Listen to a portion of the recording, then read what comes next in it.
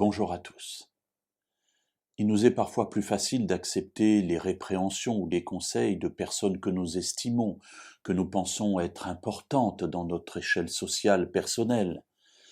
Mais c'est beaucoup plus difficile d'accepter les mêmes choses de personnes pour lesquelles nous n'avons pas beaucoup de considération. Imaginons pourtant que Dieu appelle qui il veut à un ministère particulier.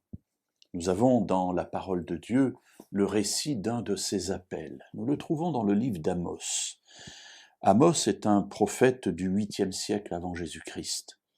Et dans son premier chapitre et au premier verset, il nous est dit « Parole d'Amos, l'un des éleveurs de Tekoa, vision qu'il eut sur Israël au temps d'Osias, roi de Juda, et au temps de Jéroboam, fils de Joas, roi d'Israël, 2 ans avant le tremblement de terre. » Alors tous ces renseignements sont très intéressants.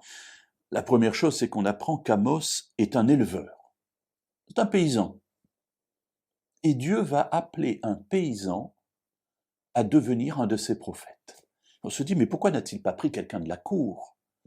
Et il a pris un paysan. Alors recevoir des ordres ou des conseils ou des reproches de la part d'un paysan, ça ne devait pas être facile. Puis on apprend un autre détail. C'est qu'il a des visions sur Israël, c'est-à-dire le royaume du Nord. Mais il est un éleveur de Tekoa. Or, Tekoa, c'est un petit village au sud de Bethléem. Donc on est en Judée, dans le royaume du Sud.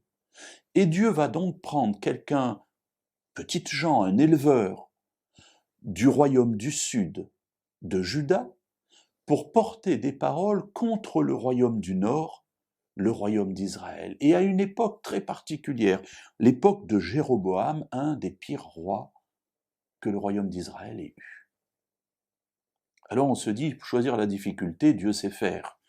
Il aurait pu faire plus simple, et pourtant, dans ce contexte particulier, Dieu a jugé que cet homme-là, c'était celui dont il avait besoin.